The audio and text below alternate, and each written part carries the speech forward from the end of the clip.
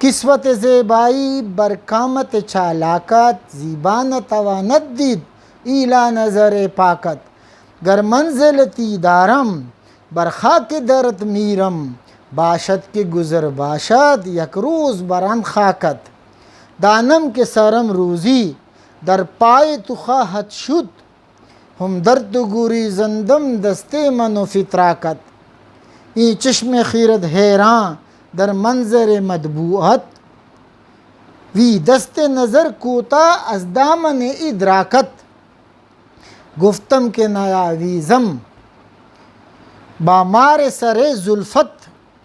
بیچارہ فرو ماندم پیش لب ضحاکت، ماروی بپوشاند خورشید خجل ماند، گر پر تو یہ روی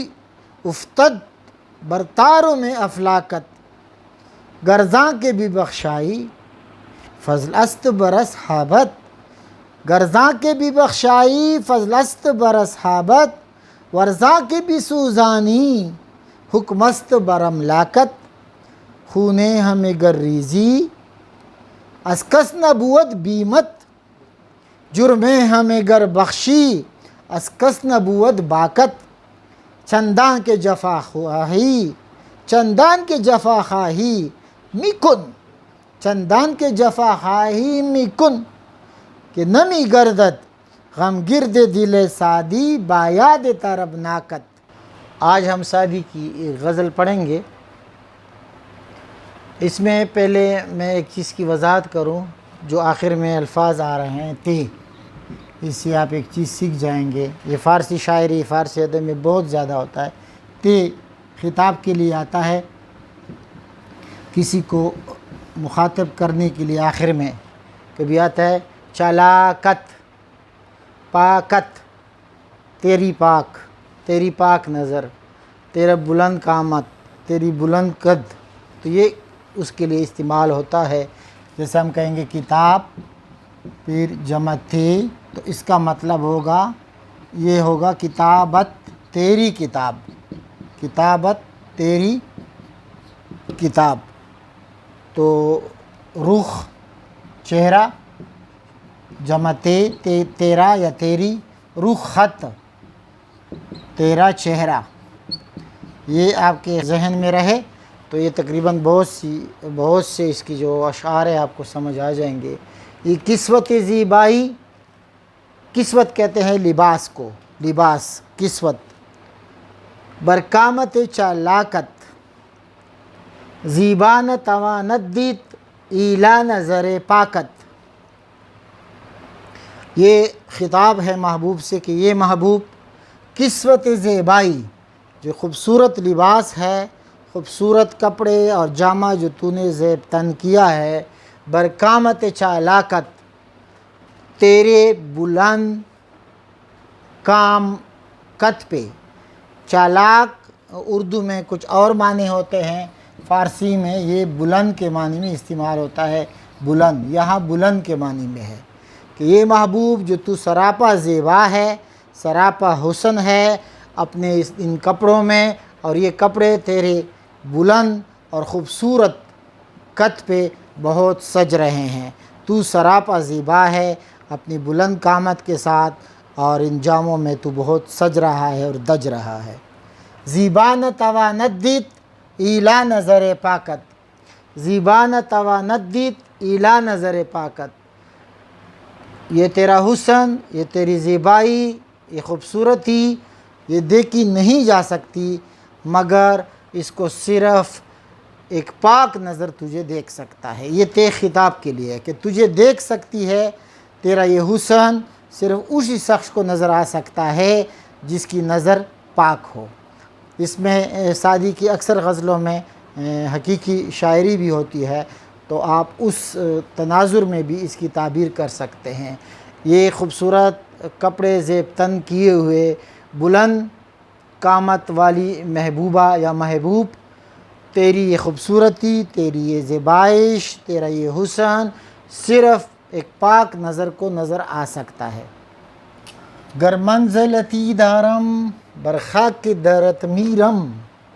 گر منزلتی دارم بر خاک درت میرم، باشد کی گزر باشد یک روز بران خاکت۔ یہاں سعدی فرماتے ہیں کہ اگر میں کوئی مقام رکھتا ہوں، کوئی حیثیت رکھتا ہوں، منزلت،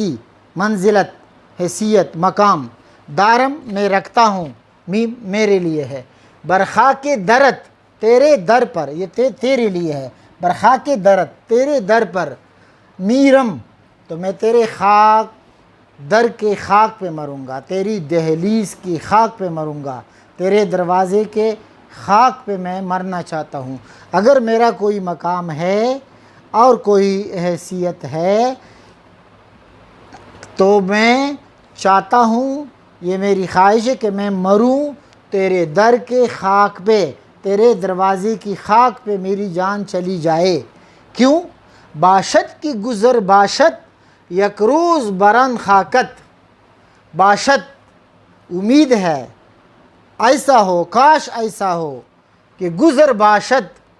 یک روز بران خاکت، کہ اس خاک پہ، یعنی اگر میں مر جاؤں اور تیری در ہی پہ پڑا رہوں اور میں خاک ہو جاؤں تیری در پہ، تو مجھے امید ہے، اس امید پہ میں مرنا چاہتا ہوں کہ ایک روز تو اس راستے سے گزرے گا۔ یہ محبوب سے خطاب کہہ رہا ہے، اور تیرے مبارک قدم میری خاک پہ پڑ جائیں، یہ میری خواہش ہے۔ گر منزلتی دارم، اگر میری کوئی حیثیت مقام ہے، برخاک درت میرم کہ میں تیری در کی خاک پہ مر جاؤں، باشد کی گزر باشد یک روز بران خاکت، امید ہے، کاش ایسا ہو کہ پیر ایک روز تیری در کی جو یہ خاک ہے تو اس پہ گزر جائے، یہاں سے تو گزرے میری خاک پہ سے، اور یہ میرے لیے بڑے مقام ہے، بڑے عزت کا اور اعزاز کی بات ہے۔ باشد امید ہے، اس طرح ہو، کاش ایسا ہو، اور درت تیرا در، میرم میں مر جاؤں، میرم میں مر جاؤں مردن۔ دانم کے سرم روزی در پائے تو خواہد شد، ہم در تو گوری زندم دستے من و فطراکت۔ دانم کے سرم روزی، مجھے معلوم ہے، مجھے امید ہے، میں جانتا ہوں کہ سرم میرا سر، سرم میرا سر، کہ میرا سر، سرم میرا سر، روزی ایک روز، یہ چوٹی یہ جو ہے اس کے لیے ایک کے لیے ہے، مجھے معلوم ہے کہ ایک دن تیرے پاؤں میں، در پائے تو، تیرے پاؤں میں میرا سر ہوگا، یعنی مجھے امید ہے کہ اسی طرح ہونے والا ہے کہ میں جب جان دوں گا تو تیری ہی در پہ دوں گا، تیرے پاؤں میں دوں گا۔ ہم در تو گوری زندم، اور وہ بھی اس طرح کہ پناہ تیری ہی پناہ لوں گا، سارے تکالیف مصیبتوں سے، اس کو ہم مجازی کی بجائے حقیقی معنی بھی لے سکتے ہیں کہ آخری پناہ یہ خدا تو ہماری آخری پناہ ہے۔ ہم در تو گوری زندم دستے من و فطراکت، میرا ہاتھ تیرے طرف بڑھے گا، تجھ سے وصال ہوگا، و فطراکت، اور تیرا فطراک اس تسمے کو، اس ٹکڑے کو، اس چیز کو کہتے ہیں جو کسی شکاری کی گھوڑے سے بندھا ہوتا ہے، اور جب وہ کوئی شکار کرتا ہے پرندہ یا کوئی جانور وغیرہ تو اس سے باندھتے ہیں، اس کو فطراک کہتے ہیں۔ اردو شاعری میں بھی یہ بہت استعمال ہوا ہے، تو یہاں فطراکت کہ تیرے فطراک میں آنا چاہتا ہوں، یعنی میری آخری پناہ گاہ تو ہے، میں چاہتا ہوں کہ میں گریزندم، گریختن سے ہے کہ میں پناہ لوں، آپ کی طرف چلا جاؤں، اور میرا ہاتھ میں آپ، اور میں آپ ہی کی فطراک میں چلا جاؤں، میں آپ کا شکار ہو جاؤں، میری پناہ گاہ تو ہی ہے۔ دانم کے سرم روزی در پائے تو خواہد شد، ہم در تو گوری زندم دستے من و فطراکت۔ یہ چشم خیرد حیران در منظر مطبوعت، یہ چشم خیرد حیران در منظر مطبوعت، وی دست نظر کوتا از دامن ادراکت۔ یہاں حقیقت کی طرف وہ رجوع کر رہا ہے، باقی اشعار میں مجاز یا حقیقت دونوں کی طرف ہو سکتا ہے، یہاں واضح طور پر معلوم ہوتا ہے کہ سعدی حقیقت کی طرف جا رہا ہے۔ ان کے اکثر غزلوں میں اس طرح ہوتا ہے، مجاز اور حقیقت دونوں کا امتزاج ہوتا ہے۔ یہاں سعدی فرماتے ہیں کہ یہ محبوب چشم خیرت، خیرت عقل کو کہتے ہیں، عقل کی جو آنکھ ہے، عقل کی جو نظر ہے وہ حیران ہے، در منظر مطبوعت، تیرے مطبوع کہتے ہیں جس کو طبیعت چاہے، طبیعت سے یہ لفظ نکلا ہے مطبوعت، اور تیرے لیے، جس طرح میں نے پہلے وضاحت کی تھی کہ تیرے پیارے چہرے کے منظر میں، اس کے دیکھنے میں میرا خیرت، میری عقل حیران ہے۔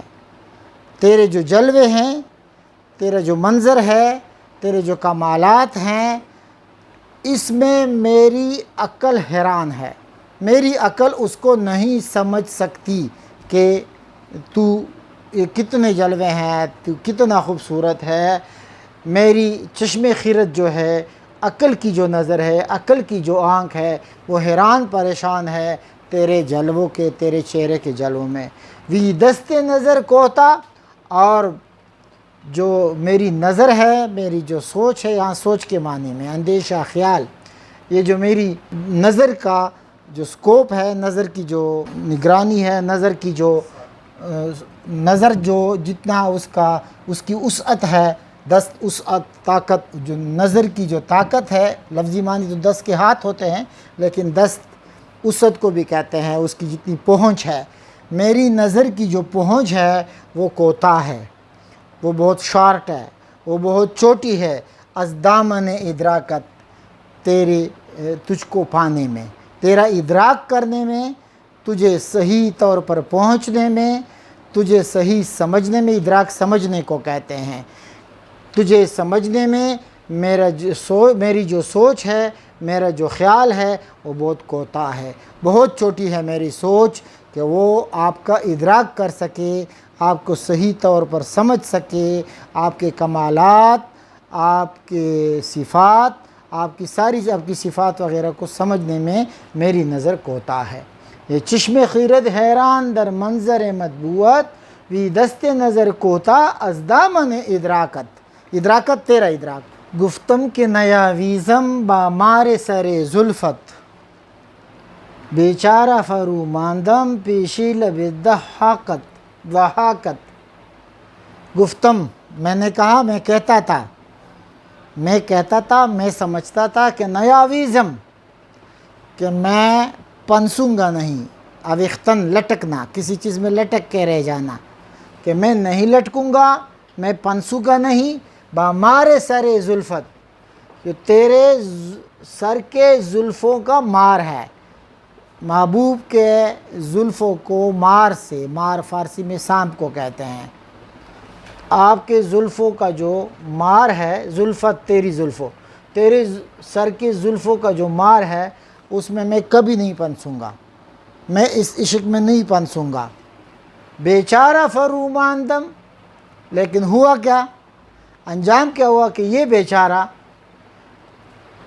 میرا دل، یا میں فروماندم، میں گر گیا، میں پنس گیا، پڑ گیا اس دام میں، پیشے لب ضحاکت، ضحاک ضاحک عربی میں ہنسنے والے کو کہتے ہیں، ضحاکت، ضحاک بہت ہنسنے والا، ضحاکت تیرے خنداں لب، تیرے بہت زیادہ ہنسنے والے لب، کہتے میں نے کہا تھا کہ تیرے زلف کہ جو مار سانپ ہے اس میں نہیں پنسوں گا، اس سے بچ گیا، لیکن تیرے جو لب کے بہت ہنسنے والے لب ہے، اس کے سامنے میں عاجز آ گیا، اس کے سامنے میں بس ہو گیا اور میں پنس گیا۔ یہاں جو ضحاک کا لفظ ہے، اس میں اس طرف بھی اشارہ ہے، خوبصورت رعایت لفظی ہے سعدی نے کی ہے کہ فردوسی کی شاہنامہ میں یا ایران کے دستانوں میں ایران کا ایک بادشاہ ضحاک گزرا ہے، جس کے کندھوں پہ ایک سانپ ہوتے تھے، وہ بہت ظالم بادشاہ تھا، جو ان کا دماغ وہ سانپ کھاتے رہتے تھے، تو وہ اس سانپ کی طرف بھی ضحاک کا، چونکہ سانپ کا ذکر ہوا ہے تو وہ سعدی ضحاک لایا ہے، دو معنوں میں استعمال کیا ہے، اس طرف بھی ایک اشارہ ہے ہلکا سا، اور اس کے ضحاک کے معنی بہت ہنسنے والے لب، بہت ہنسنے والے، تو اس کی طرف بھی اشارہ ہے۔ گفتم کہ نیاویزم بامار سر زلفت، بیچارہ فرو ماندم پیشے لب ضحاکت۔ یہ اس میں دونوں طرف اشارے ہیں اس سعدی کے۔ ماروی بی پوشانت خورشید خجل مانت، گر پر توئے روئی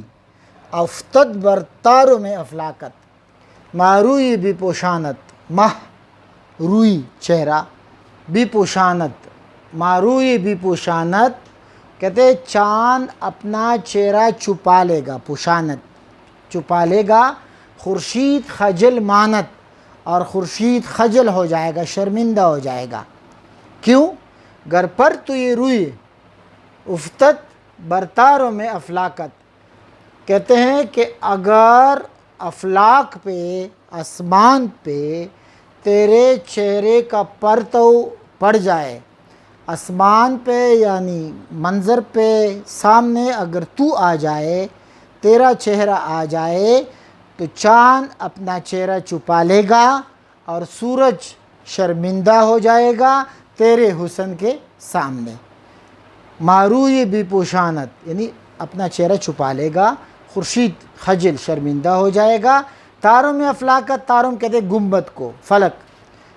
فلک پہ تیرے چہرے کا سایہ پڑ جائے، تیرا چہرہ سامنے آ جائے تو یہ سب مان پڑ جائیں گے، چاند ستارے اور سورج مان پڑ جائیں گے، تیرے حسن کے سامنے ان کی کوئی حیثیت نہیں ہے۔ گرزان کے بھی بخشائی فضل است بر اصحابت، ورزاں کے بھی سوزانی حکم است بر املاکت۔ اس میں شاعر پوری تسلیم و رضا کے ساتھ اپنے آپ کو اپنے محبوب کے حوالے کرتا ہے، کوئی مجازی تعبیر کرے، کوئی حقیقی تعبیر کرے، زیادہ حقیقت کی طرف اس کا رجحان معلوم ہوتا ہے۔ شاعر کہتا ہے کہ اگر زیاں کے بھی بخشائی، اگر تو بخشتا ہے، تو معاف کرتا ہے، ہمیں بخشتا ہے، فضل است بر اصحابت، تو اپنے دوستوں پر، اصحابت تیرے دوستوں، اپنے دوستوں پر یہ تیرا فضل ہوگا۔ اگر تو بخشتا ہے، تو معاف کرتا ہے، تو اپنے دوستوں پہ، اپنے عاشقوں پہ یہ تیرا فضل ہوگا، یہ تیرا رحم ہوگا، یہ تیری رحمت ہوگی۔ ورزاں کے بسوزانی، اور اگر تو جلاتا ہے، تو تڑپاتا ہے، حکم است بر املاکت، املاک جائیداد، املاکت تیری جائیداد، ورزاں کے بھی سوزانی، اور اگر ور کے معنی اگر تو جلاتا ہے، تو تڑپاتا ہے، حکم است بر املاکت، تو ہم تیری جائیداد ہیں، ہم تیری مخلوق ہیں، ہمارا سب کچھ تیرا ہے، تو اب آپ کا ہم پر اختیار ہے۔ اس کا مطلب یہ بھی ہے کہ تو اگر ہمیں معاف کر کے جنت دیتا ہے تو یہ تیرا رحم اور فضل ہوگا، اور اگر ہمیں گناہوں کی وجہ سے تو دوزخ میں ڈالتا ہے تو ہم تیری جائیداد ہیں، ہم تیری مخلوق ہیں، اس میں بھی تیرا اختیار ہے، ہم تسلیم و رضا ہے ہماری، اور ہم یہ سب تیری بخشش اور کرم کے ہم محتاج ہیں۔ خونے ہمیں گر ریزی از کس نبوت بیمت، ہمیں منع سب، خونے ہمیں گر ریزی، اگر تو سب کا خون بہاتا ہے، اگر تو سب پہ ظلم، سب کو مارتا ہے، خونے ہمیں گر ریزی، اگر تو سب کا خون بہاتا ہے، ریزی تو، یہ خطاب کے لیے، اگر تو بہاتا ہے سب کا خون، از کس نبوت بیمت، تو کسی سے تجھے خوف نہیں ہو سکتا، تجھے کسی کا خوف نہیں ہے، کوئی تو پہ غالب نہیں آ سکتا، تجھے کسی کا خوف نہیں ہے، تیری اپنی رضا ہے۔ خونے ہمیں گر ریزی، اگر تو سب کا خون بہاتا ہے، سب کو مارتا ہے، از کس نبوت بیمت، تجھے کسی کا خوف نہیں ہے۔ جرمے ہمیں گر بخشی، اور اگر سب کا جرم تو بخشتا ہے، سب کے جرم بخشتا ہے، سب کو معاف کر دیتا ہے، از کس نبوت باکت، باک اردو میں بھی سے مجھے باک نہیں ہے، تو تجھے کسی کا بھی ڈر نہیں ہے، تجھے کسی کی پرواہ نہیں ہے، اگر تو سب کو معاف بھی کرتا ہے۔ خونے ہمیں گر ریزی از کس نبوت بیمت، جرمے ہمیں گر بخشی از کس نبوت باکت۔ یہ مقطع ہے، آخری شعر ہے، اور واقعی بیت الغزل ہے، زبردست شعر ہے۔ جس طرح اس نے طربناک کا لفظ استعمال کیا ہے، طربناک شعر ہے، بہت خوبصورت شعر ہے۔ چنداں کے جفا خواہی، چنداں کے جفا خواہی، چندہ خواہ کتنا ہی، جتنا ہی، کہ جفا خواہی، خواہی تو چاہتا ہے، تو خواہ کتنی جفا کرے، تو کتنا ظلم ڈھائے، کتنا مجھے تڑپائے۔ اس میں میک کن درمیان میں ہے، بہت میک کن کر، تو کتنا ظلم کرے، کتنی جفا کرے، کر، میک کن کر، کہ نمی گردد، کہ نمی گردد، کہ یہ چینج تبدیل نہیں کر سکتا۔ غم گرد دل سادی با یاد طرب ناکت، غم گرد دل سادی با یاد طرب ناکت۔ سادی کے دل کے گرد جو غم ہے، با یاد طرب ناکت، یہ چینج نہیں کر سکتا، نہیں لا سکتا۔ سادی کے دل کے قریب غم ہے، غم جو ہے وہ کبھی بھی پٹک نہیں سکتا، کبھی بھی نہیں آ سکتا۔ تیری طربناک اور تیری زبردست، تیری خوشی دینے والا، تیری طربناک اور تیری بہت خوشکن جو یاد ہے، اس کے ہوتے ہوئے سادی کے دل میں غم نہیں پٹک سکتا۔ چندان کے جفا خواہی، خواہ تو کتنا ظلم کرے، کتنی جفا ڈھائے، می کن کر، کہ نمی گردد، کہ آ نہیں سکتا، اس کے قریب نہیں جا سکتا۔ غم گرد دل سادی، سادی کے دل کے قریب، اس کے پاس غم پٹک نہیں سکتا، غم نہیں آ سکتا۔ کیوں؟ کیونکہ اس میں پہلے سے آپ کی یاد کی طربناک، آپ کی زبردست خوشکون اور زبردست یاد کی میٹھی میٹھی یادیں موجود ہے۔ ان میٹھی میٹھی یادوں کی وجہ سے سادی کے دل کے قریب غم نہیں پٹک سکتا۔ چندا کے جفا خواہی، خواہ تو کتنی جفا کرے، می کن کر، کہ نمی گردد، کہ کبھی پٹک نہیں سکتا، کبھی آ نہیں سکتا۔ غم گرد دل سادی، سادی کے دل کے قریب، با یاد طربناکت، تیری طربناک، تیری خوشکون، تیری میٹھی یادوں کے ہوتے ہوئے سادی کے دل کے قریب غم کبھی بھی نہیں پٹک سکتا۔ خواہ تو کتنی جفائیں کرے، وہ میٹھی یادیں موجود ہے، اس کے ہوتے ہوئے کبھی غم نہیں آ سکتا۔